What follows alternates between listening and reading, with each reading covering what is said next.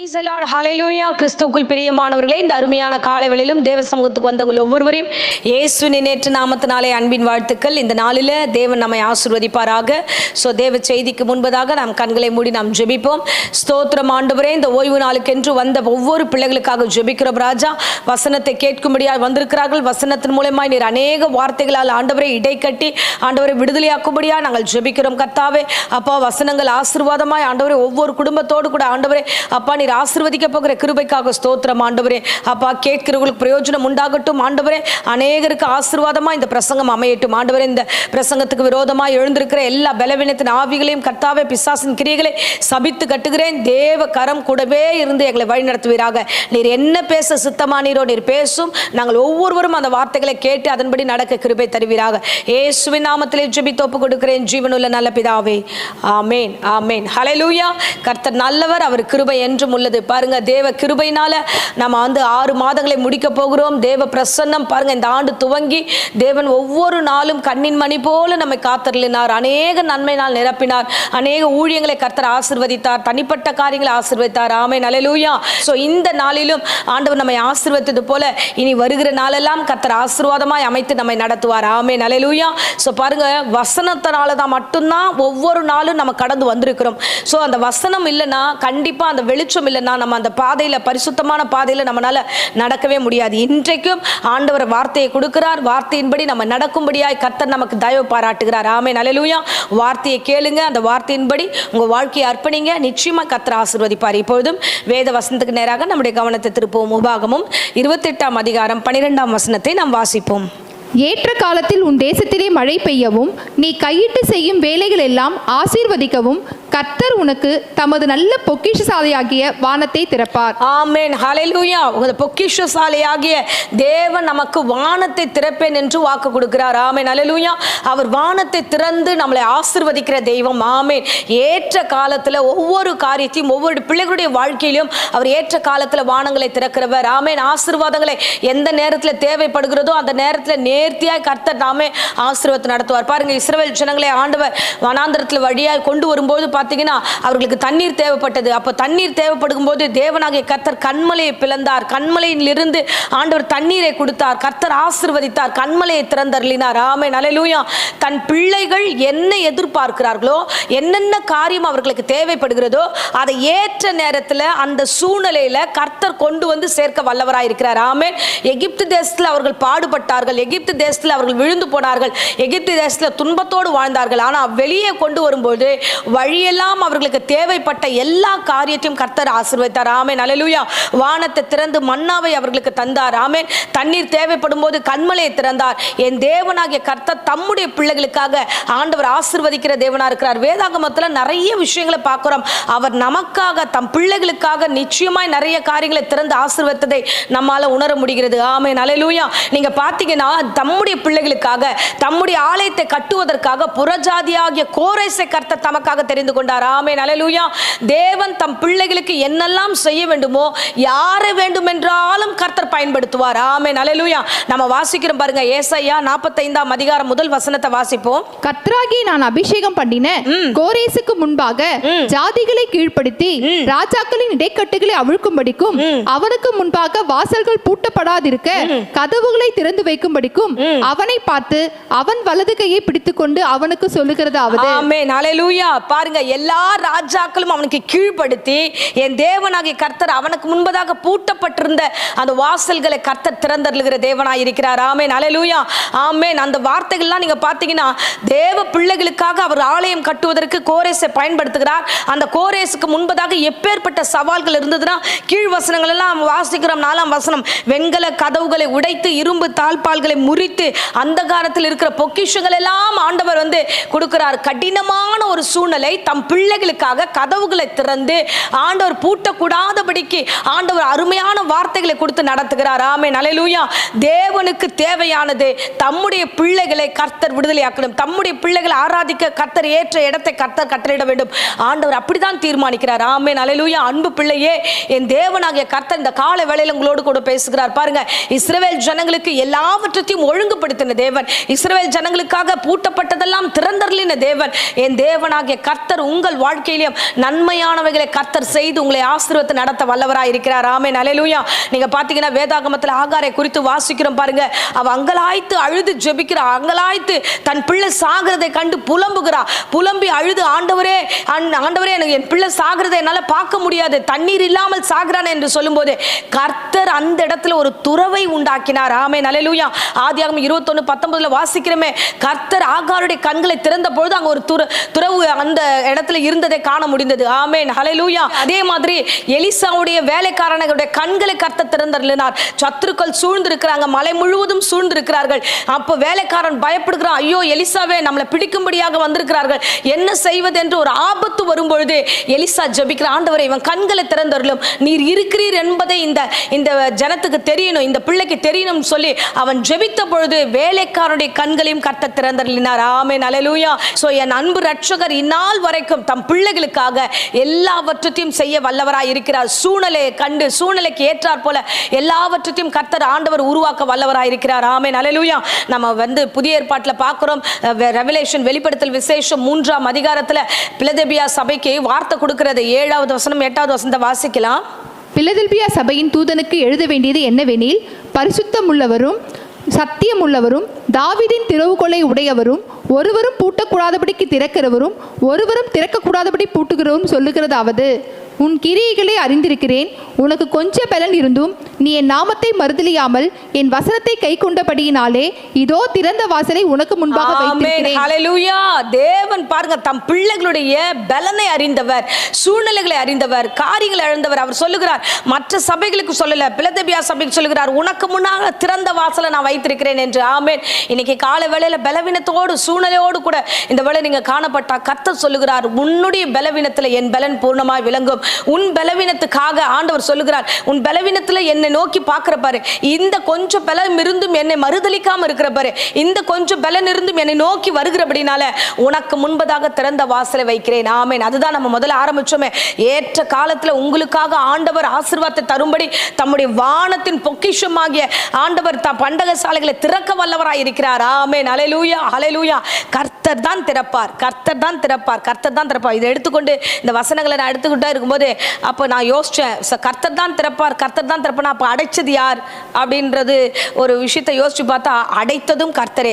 சில நேரங்களில் ஜெபிக்கிற பிள்ளைகளுக்கு, ஏன் ஆண்டவர் இந்த சூழ்நிலை மாறல, ஏன் ஆண்டவரே நான் கஷ்டப்படுறேன், ஏன் ஆண்டவரே இப்படி புலம்புறேன், நான் உபவாசிக்கிறேன், நான் ஜெபிக்கிறேன், நான் தசம்பா கொடுக்குறேன், நான் காணிக்கை கொடுக்குறேன், நிறைய விஷயங்களை நம்ம புலம்பி இருக்கோம், நிறைய விஷயங்களை நம்ம ஜெபம் பண்ணியிருப்போம். பாருங்க, நோவாவோட காலத்துல கர்த்தர் நோவாவை அழைத்து எல்லா ஆசீர்வாதத்தையும் கொடுக்கறதுக்கு முன்பதாக ஒரு காரியத்தை செய்கிறார். என்னன்னா, இந்த உலகத்துல பெரிய அழிவு உண்டாக போகிறது, நான் உலகத்தை அழிக்க போகிறேன், இந்த மனுஷனை படைத்தது நான் மனஸ்தாபப்படுகிறேன் என்று சொல்லி அடுத்து ஒரு வார்த்தை சொல்லுவார். என்னன்னா, நான் எல்லாவற்றையும் அழிக்க போகிறேன், உன்னிடத்துல மட்டும் ஒரு காரியத்தை நான் பேச விரும்புகிறேன், நீ பேழையை உண்டாக்க வேண்டும், அந்த பேழையில எல்லா ஜோடியா எல்லா மிருகங்களையும் நீ ஏற்றுக்கொள்ள வேண்டும் என்று சொல்லி எல்லாவற்றையும் கட்டளையிடுகிறார். நம்ம வாசிக்கலாம் 7ஆம் அதிகாரம் 16ஆம் வசனத்துல ஆதியாகமம் வாசிப்போம். தேவன் அவனுக்கு கட்டளையிட்டபடியே ஆணும் பெண்ணுமாக சகலவித மாம்ச ஜந்துக்களும் உள்ளே பிரவேசித்தன. அப்பொழுது கர்த்தர் அவனை உள்ளே விட்டு கதவை அடைத்தார். ஆமென், ஹல்லேலூயா. சில நேரங்களில கர்த்தர் கதவை அடைக்கிறார். ஆமென். சில நேரங்களில அடைத்த அந்த கதவு நிச்சயமாகவே கர்த்தரே திறக்க வல்லவராய் இருக்கிறார். நோவாவுக்கு ஒரு காரியம், ஏன் இந்த கதவு அடைக்கப்பட்டது, ஏன் இந்த காரியம் செய்யப்பட்டது, ஏன் வானங்கள் அடைக்கப்பட்டிருக்கிறது அப்படின்னா, சில காரியங்கள் நாம் மீறுதலாய் செய்கிற காரியத்தை நிமித்தமாய் அடைக்கப்பட்டிருக்கலாம். நிறைய கேள்விக்கு நம்ம கேட்கிறோம், ஆசீர்வாதம் வர வரைக்கும் தான் நம்ம அமைதியா இருப்போம், ஆசீர்வாதம் வரலையா, நமக்கு ஏற்ற நேரம் நடக்கலையா, ஏற்ற காரியம் நடக்கலையா, நம்ம நிறைய கேள்விகளை ரைஸ் பண்ண ஆரம்பிச்சிடும். பாருங்க, ஆண்டவர் இதையா நடந்தது, அதையா நடந்தது, ஏன் நாங்க வெளியில போகல, நாங்க ஏன் இன்னும் நடக்கல, ஏன் இது முடியல அப்படின்னு நிறைய கேள்விகளை கேட்கிறோம். பாருங்க, உபாகமம் 11ஆம் அதிகாரம் 16-17 வசனத்தை நம்ம வாசிக்கலாம். உங்கள் இருதயம் வஞ்சிக்கப்படாமலும் நீங்கள் வழி விலகி அந்நிய தேவர்களை சேவித்து அவர்களை நமஸ்கரியாமலும் இருக்கும்படி எச்சரிக்கையாயிருங்கள். இல்லாவிடில் கர்த்தருடைய கோபம் உங்கள் மேல் மூண்டு மழை பெய்யாமற் போகவும் தேசம் தன் பலனை கொடாமல் இருக்கவும் வானத்தை அடைத்து போடுவார். கர்த்தர் உங்களுக்கு கொடுத்த நல்ல தேசத்திலிருந்து நீங்கள் சீக்கிரத்தில் அழிந்து போவீர்கள். பாருங்க, இந்த வசனம் அவ்வளவு கிளியரா இருக்கு. நாம எங்கேயாவது இடரும் போது, மனுஷ அன்பாய் சுத்தும் போது, விக்கிரகமாய் மாறும் போது, தேவ வார்த்தையை விட்டு மனுஷ வார்த்தையை எடுக்கும் போது, தவறுதலான காரியங்கள் போகும்போது கர்த்தர் சொல்லுகிறார், நீ ரொம்ப எச்சரிக்கையா இருக்கணும். ஏன்னா உனக்கு முன்பதாக வானத்தை திறப்பேன் என்று சொன்னவர் அந்த வானத்தை அடைக்கவும் வல்லவராய் இருக்கிறார். ஆமென், அல்லேலூயா. இந்த வாக்குத்தத்தத்தை தம் இஸ்ரவேல் ஜனங்களுக்கு தான் சொல்லுகிறார், தன் பிள்ளைகளுக்கு தான் சொல்லுகிறார். நீங்க ஒழுங்காய் நடந்து கொள்ளும் பொழுது வானம் உங்களுக்கு திறந்திருக்கும். நீங்கள் உங்களுடைய நிலையிலிருந்து மாற்றப்படும் பொழுது இந்த வானம் உங்களுக்கு அடைக்கப்பட்டு போகும் என்று. அல்லேலூயா. பாருங்க, வசனம் திரும்படி பார்த்தோம்னா கர்த்தர் தான் அடைக்கிறார். கர்த்தர் அடைச்சதை ஒருத்தராலும் திறக்க முடியாது. நம்ம வசனத்துல வாசிக்கலாம். யோபு சொல்லுகிறார், 12ஆம் அதிகாரம் 14ஆம் வசனத்தை வாசிப்போம். இதோ அவர் இடித்தால் கட்ட முடியாது. இதோ அவர் இடித்தால் கட்ட முடியாது. கர்த்தர் இடிச்சிட்டார்ப்பா. நாம எப்படியாவது உருண்டு பிறண்டு லோன் எடுத்து அதை பண்ணி இதை பண்ணி கட்டிடலான்னா அதெல்லாம் முடியவே முடியாது. வாசிங்க. அவர் மனுஷனை அடைத்தால் விடுவிக்க முடியாது. ஒரு மனுஷன் எடுத்துன்னு போய் உள்ள போட்டாச்சு, அவ்வளவுதான். கர்த்தர் நினைச்சாதான் விடுதலை. கர்த்தர் நினைச்சாதான் அக்கினியிலிருந்து எழுந்து உயிரோட வெளியில வர முடியும். சிங்க கேபியிலிருந்து உயிரோடு வெளியில வரும். கர்த்தர் நினைத்தாதான் அடைக்கவும் முடியும், திறக்கவும் முடியும், விடுவிக்க முடியும். அல்லேலூயா. என் அன்பு பிள்ளைகளே, இந்த காலை வேளையிலும் தேவனாகிய கர்த்தர் சில காரியங்களை நம்மளோடு பேசுகிறார். எங்கேயோ மிஸ் ஆகுது, எங்கேயோ வானம் திறந்த வானங்கள் மூடப்பட்டிருக்கிறது. திறந்த காரியங்கள் எத்தனை பேருக்கு, இஸ்ரவேல் ஜனங்களுக்கு எல்லாம் ஆண்டவர் ஆசீர்வதிச்சாரே. பழைய ஏற்பாட்டில இருந்து புதிய ஏற்பாடு வரைக்கும் அவர்களுக்கு எல்லாம் வானங்கள் திறக்கப்பட்டிருந்தது. நமக்கு ஏன் அடைக்கப்பட்டதுன்னா, நாம சில காரியங்களை மீறி நடக்கும் பொழுது அந்த காரியத்தை நிமித்தமாய் கர்த்தர் வானங்களை அடைத்து போடவும் வல்லவராய் இருக்கிறார். ஆமென், அல்லேலூயா, அல்லேலூயா. நீங்க என்ன சத்தமிட்டு கூப்பிடுங்க. புலம்பல் 3:8 வசனம் சொல்லுகிறது, நான் சத்தமிட்டு கூப்பிட்டா கூட அதை திறப்பவும் கிடையாது. அந்த அடைக்கப்பட்டதுல இருந்து என்னால வெளில கொண்டு வர முடியாது. அப்போ தேவ பிள்ளைகளாகிய நாம தேவனை நோக்கி எப்படி இருக்கணும் என்பதை கர்த்தர் சொல்ல. கர்த்தர் அடைத்தார்.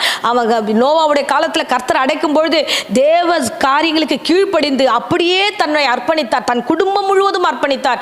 நீங்க ஒரு நிமிஷம் பாருங்க. நோவாவை ஆண்டவர் எல்லா ஏற்பாடும் பண்ண சொல்லுகிறார். பேழையை கட்டுகிறார். பேழையெல்லாம் கட்டி எல்லா மிருக ஜீவன்களும் உள்ளே போகும்போது உள்ளே அந்த பேழைக்குள்ள ஆண்டவர் இந்தந்த பெட்டியில இந்தந்த இடத்துல இந்தந்த ரேக்ல எத்தனை போய் மிருகங்களை வெயின்னு சொல்லவே இல்லை. எல்லாவற்றையும் நோவாவே நேர்த்தியாய் உள்ள கொடுத்த வேலையை அவன் நேர்த்தியாய் செய்தான். கர்த்தர் அவனை ஏற்ற நேரத்தில் பாதுகாப்பின் வளையத்துக்குள்ள வைத்தார். ஏற்ற நேரத்தில் எல்லாவற்றும் முடிந்ததுக்கு அப்புறம் அந்த கதவை திறந்து வெளியே அனுப்பினார். ஆமென், அல்லேலூயா. நம்ம வாசிக்கிறோம் பாருங்க. 8ஆம் அதிகாரம், அந்த ஆதியாகமம் 8ஆம் அதிகாரம் 16ஆம் வசனத்துல வாசிப்போம். நீயும் உன்னோடே கூட உன் மனைவியும் உன் குமாரரும் உன் குமாரரின் மனைவிகளும் பேழையை விட்டு புறப்படுங்கள். ஆமென், அல்லேலூயா. இப்போ ஏற்ற நேரத்துல கர்த்தரை வெளியே கொண்டு வருகிறார். அது வரைக்கும் நோவா அதற்குள்ள என்ன பண்ணான்னா, கர்த்தர் கொடுத்த வேலைகளை ஒழுங்காய் செய்தார். ஆமென். மீறி எதையும் செய்யல. அந்த இடத்துல ஜன்னல் எல்லாம் வச்சிருந்தாங்க. மீறி அந்த ஜன்னலை விட்டு குதிச்சு வெளியில போய், நம்மளா இருந்தா அப்படிதான் பண்ணிருப்போம். குறுக்கு வழியில எப்படி வெளியே போகலாம், எப்படி தப்பித்து போகலாம், எப்படியெல்லாம் நம்ம உருவாக்கலாம், புதுசா எப்படி உருவாக்கலாம், இப்படியெல்லாம் யோசிப்போம். ஆனா கர்த்தர் அந்த இடத்துல பாத்தீங்கன்னா நோவாவை கர்த்தர் கரெக்டா செலக்ட் பண்ணார். நோவா பொறுமையா இருந்தான். அந்த இடத்துல அந்த ஜன்னல் வழியா காகத்தை விட்டான், புறாவை விட்டான், இதெல்லாம் பண்ணான். தவிர அவன் வெளியில வரல. அங்க கொடுக்கப்பட்ட வேலையை அவன் கச்சிதமாய் செய்து முடித்து கர்த்தருக்கு கீழ்ப்படிதலோடு அவன் காத்திருந்தான். அமைதலுள்ள வாழ்க்கை அவன் வாழ்ந்து கொண்டிருந்தான். என் தேவனாகிய கர்த்தர் ஏற்ற நேரத்தில் அவனை வெளியே புறப்பட்டு போ என்று சொல்லி முழு குடும்பத்தையும் பாதுகாப்போடு வெளியே அனுப்புகிறார். ஆமென். அது மட்டும் இல்ல, ஆசீர்வாதத்தை அனுப்புகிறார். 9:1 வாசிக்கிறோம். பின்பு தேவன் நோவாவையும் அவன் குமாரரையும் ஆசீர்வதித்து நீங்கள் பலுகி பெருகி பூமியை நிரப்புங்கள். ஆமென், ஹல்லேலூயா. தேவ திட்டமே இதுதான். நாம பலுகணும், நாம பெருகணும், நாம உயர்ந்த ஸ்தானத்துக்கு நாம் கடந்து போக வேண்டும். அதற்காக தான் கர்த்தர் வானத்தையும் படைத்தார், பூமியும் படைத்தார், சகல ஜீவன்களையும் சகல சிருஷ்டிகளுமே நாம் வாழ்ந்திருக்க வேண்டும் என்பதற்காகவே கர்த்தர் படைத்தார். ஆமென், ஹல்லேலூயா, ஹல்லேலூயா. ஆகையால கர்த்தர் ஏற்ற நேரத்தில் நம்மளை விடுதலை ஆக்குவார். ஏற்ற நேரத்தில் நமக்கு ஆசீர்வாதத்தை தருவார். ஏற்ற நேரத்தில் சகல நன்மையும் தருவார். ஆனா ஒரே ஒரு இடத்துல மாத்திரம் நாம் எச்சரிக்கையா இருக்க வேண்டும். எல்லா பரிசுத்தவான்களும் தேவனுக்கு கீழ்ப்படிந்து நடந்தது போல நாமும் நம்முடைய வாழ்க்கையில மீறுதல் இல்லாம, விக்கிரக கிரியைகள் இல்லாம, பாவ வழி இல்லாம, மனுஷ தயவு இல்லாம, மனுஷனை நோக்கி போகாம, இச்சையான காரியத்தை நோக்கி போகாம, தேவனிடத்துல அமைதலுள்ள ஆவியோடு அவர் அடைத்ததுக்கு காரணம் உண்டு. அவர் திறப்பதற்கும் காரணம் ஒரு நாள் உண்டு. நிச்சயமாய் அவர் அடைத்தவர் திறப்பார் என்று விசுவாசித்து நீங்க காத்துருங்க. பிலதெல்பியா சபையை பார்த்து சொன்னாரே, உன் கொஞ்சம் பலத்துல நீ இவ்வளவு உண்மையா இருந்தியே, கண்டிப்பா உனக்கு திறந்த வாசலை வைக்கிறேன் என்று. அந்த வார்த்தை இந்த காலவெல்ல உங்களுக்கு வைக்கிறேன். நீங்க உண்மையோடு எந்த குறுக்கு வழியிலும் எதையும் யோசிக்காம நிதானமா பொறுமையா அமைதியா இருங்க. பாருங்க, அடைத்த தெய்வம் அவர் திறந்தருளுவார், ஆண்டவர் ஆசீர்வதிப்பார், நீங்கள் பலுகி எல்லா இடத்தையும் நிரப்ப போகிறீர்கள். ஆமென், அல்லேலூயா. என் தேவன் சொல்லின வார்த்தை ஒன்றும் தரையில விழுந்து போவதில்லை. ஆமென். ஆகையால நம்ம ஆரம்பத்துல வாசிச்ச வசனத்தின்படி ஏற்ற காலத்துல வாசிப்போம். ஏற்ற காலத்தில் உன் தேசத்திலே மழை பெய்யவும் நீ கையிட்டு செய்யும் வேலைகள் எல்லாம் ஆசீர்வதிக்கவும் கர்த்தர் உனக்கு தமது நல்ல பொக்கிஷசாலையாகிய வானத்தை திறப்பார். கீழ்ப்படிதலோடு நடக்கிற உனக்கு கர்த்தர் தாமே பொக்கிஷசாலை வானத்தின் திறந்து உன்னை ஆசீர்வதித்து ஏற்ற நேரத்தில் உங்களை உயர்த்தவும் வல்லவராயிருக்கிறார். ஆமென். அது வரைக்கும் அவருடைய பலத்த கரங்களுக்குள் அடங்கியிருங்கள். நீங்கள் நினைச்ச உடனே வெளியில வர முடியாது, நீங்க நினைச்ச உடனே நீங்க போய் பூட்டிக்க முடியாது. கர்த்தர் நினைச்சா திறப்பார், கர்த்தர் நினைச்சாதான் அந்த இடத்துல இருந்து நம்மளை காப்பாற்ற முடியும், அவர் தான் நம்மளை ஆசீர்வதிக்க முடியும். கர்த்தர் இல்லாம நம்மளால ஒரு காரியம் நம்ம செய்ய முடியாது. ஆமென், அல்லேலூயா. என் அன்பு பிள்ளையே, ஆதியாகமம் ஆரம்பித்து வெளிப்படுத்தல் விசேஷம் வரைக்கும் நமக்கு திறந்த வாசலை கர்த்தர் வைத்திருக்கிறார். ஆகையால் எதை குறிச்சும் பயப்பட வேண்டிய அவசியம் இல்லை.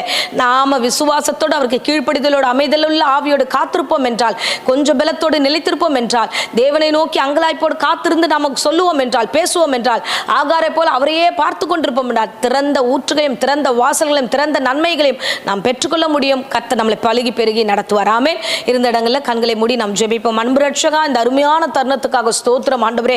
அடைத்ததின் காரணம் தெரியாமல் புலம்பிக் கொண்டிருக்கிற ஒவ்வொரு ஜனங்களுக்காக ஆண்டவரே, ஏசப்பா, நீர்தான் பாதுகாப்பை கொடுத்து வைத்திருக்கிறீர், நீர்தான் பத்திரப்படுத்தி வைத்திருக்கிறீர் ஆண்டவரே. கர்த்தாவே, ஏற்ற நேரத்தில் ஏற்ற மழை ஆண்டவரே, ஏற்ற நேரத்தில் எங்களுக்கு கட்டளிட போகிற கிருபைக்காக ஸ்தோத்திரம். இந்த பிரசங்கம் கேட்டுக்கொண்டிருக்க வீடுகளில் ஆண்டவரே, நீர் கதவுகளை திறந்தருள்வீராக, ஆசீர்வாதத்தின் மகிமை திறந்தருள்வீராக, ஆசீர்வாதத்தின் பிரசன்னத்தினால் நிரப்புவீராக ஆண்டவரே.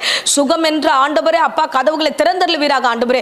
கர்த்தர் நல்லவர், பெரிய காரியங்களை செய்ய வல்லவராய் இருக்கிறேன், உம்மாலே கூடாதது ஒன்றுமில்லை ஆண்டவரே. கர்த்தாவே, உம்முடைய பார்வைக்கு மறைவாய் நாங்கள் எங்கே போக முடியும் ராஜா? ஏசப்பா, நீர் நினைத்தால் திறப்பீர் ஆண்டவர், நீர் நினைத்தால் ஆண்டவரே அந்த காரியத்தை ஆண்டவரை மூடுவீர் ஆண்டவரே. அப்பா, எங்கள் கைகளில் ஒன்றுமே இல்லை ராஜா. எங்கள் வாழ்க்கை, எங்கள் பிள்ளைகளுடைய வாழ்க்கை ஆண்டவரே அப்பா, எங்கள் ஆண்டவரே அப்பா, எதிர்காலங்கள் எல்லாவற்றும் உடைய கரத்தில் ஒப்படைக்கிறோம் ஆண்டவர். தாமே பொறுப்பெடுத்துக்கோங்க. ஏற்ற நேரத்தில் ஆசீர்வதிங்க. நோவாவை பத்திரப்படுத்தின தேவன், நோவா குடும்பத்தை காப்பாற்றின தேவன் ஆண்டவரே. கர்த்தாவே, பலுகி பெருகும்படி வார்த்தை கொடுத்த தேவன், அப்படியே கர்த்தாவே இந்த பிரசங்கம் கேட்கிற குடும்பங்களையும் பிள்ளைகளையும் ஊழியங்களையும் ஆண்டவரே பலுகி பெருகட்டும், ஆசீர்வதியும், வழி நடத்தும். உம்முடைய கரத்தில் ஒப்படைக்கிறேன். சகலமும் நன்மைக்கு எதுவாய் நடத்துவீராக. எங்கள் ஊழியத்துக்கும் எங்கள் பிள்ளைகளுடைய காரியங்களுக்கும் விரோதமாக எழுந்திருக்கிற எல்லா பொல்லாத பிசாசின் தடைகள் இயேசுவின் நாமத்தினால் சபித்து கட்டுகிறேன் கர்த்தாவே. தெளிந்த புத்தியோடு எழும்பி கட்ட கர்த்தர் கிருபை கொடுத்து வழி நடத்தும். சுகபல ஜீவனை கட்டளையிடும் இயேசுவின் நாமத்திலே ஜெபிக்கிறோம் நல்ல பிதாவே. ஆமென், ஆமென். Praise the Lord. God bless you.